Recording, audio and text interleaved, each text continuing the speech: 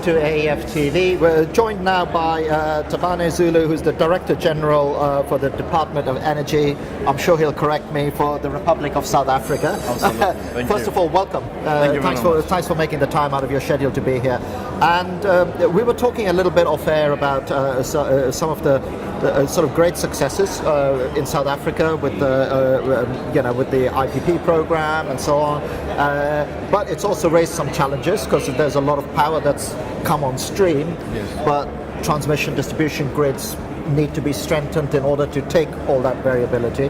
But I'm not being interviewed, so I'm going to stop. But can you give us a bit of an update about where the power plan is, the South African power plan?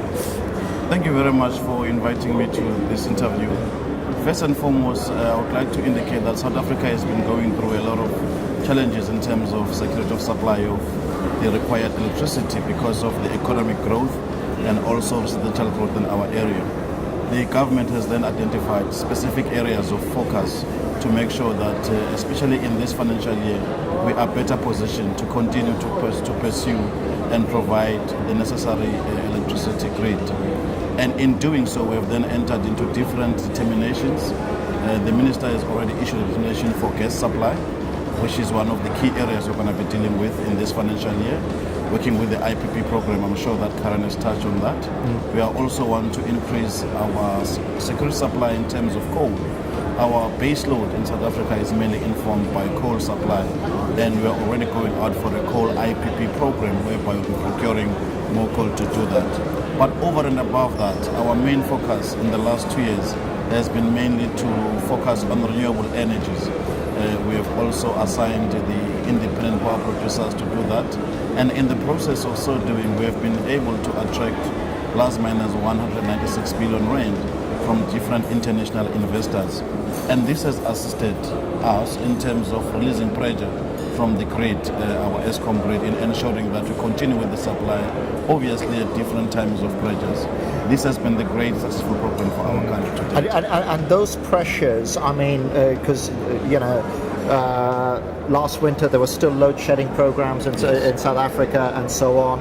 And I can understand, and I remember we interviewed a gentleman from ESCOM who was saying, well, listen, one of the pressures that is coming is that we're being so successful with this IPP program, a lot of this renewable power is coming on stream faster than we thought. We haven't really strengthened the transmission and distribution grid to cope with this type of power. So how is that going to be fixed? I mean, you mentioned off air there's a target to not have load shedding, but you need to invest in order to do that.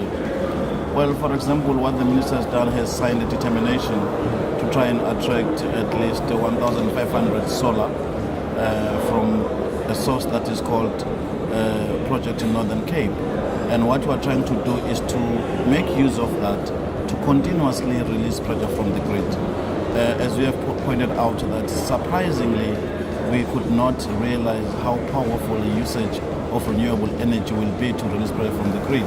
So we have increased the megawatts that we can take advantage of from using renewable energy, and the minister has then assigned the IPP office to do that and release at least 1,500. And obviously the government will be investing its own resources there, but we also hope that in the process of doing that we'll be able to attract international investors who are keen in the program. We have also released a request for proposal to try and attract 600 megawatts of gas, which is an additional request that we want to put over and above what the minister has done in the last year, asking for 3,200. So I'd like to do those two major projects in a parallel to make sure that we deal with the reservoir play from grid. Because that helps you balance, doesn't it? It helps us to balance, and it helps us also to make sure that the commitment that we have made, that there will never be load shedding again in our country, is indeed realized.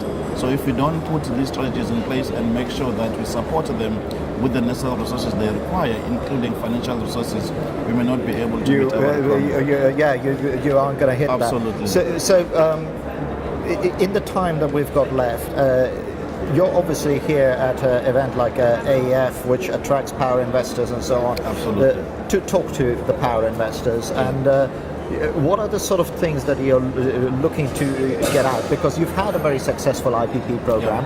Is the fact that you're doing a gas IPP, a coal IPP, is that like new to the investors here? Yeah. Well, basically what we're here to do is to try to reflect what is the planning program that we have at our disposal. What things are we going to be doing specifically from a power perspective to make sure that we continue to secure the supply of electricity to the business sector of our country, to the residential sector of our country, and generally to all services that we provide that require electricity power, and to share that with them, to reflect to them what potential investment opportunities therefore exist in our country that they can take strategic advantage of and be part of the procurement regime that we have established to make sure that we realize this goal. You'll remember that most of the experts in this particular area, energy sector, are mainly of global nature. So if you are not able to attract global players in whatever you want to do in your own country, especially in Africa, you may not be able to realize your objectives that you have already set for yourself. And the funding and the finance. And the funding and all of that. Yeah. So our existence of being here is to make sure that we share that, we open up, we reflect exactly what's going to happen by when, and what they should expect by when, and how then they can strategically position themselves for those opportunities and establish some local partners from our own country that they can tap into and take advantage of and play this game with us. And take that planning stage forward. Unfortunately, we're at the end of our time. Thank you very much for giving us that update. And we're going to be sharing this interview and many others on the Antirati Network and on the AEF website. Thank you for watching, and tune in to many more. Thank you very much. Thank you.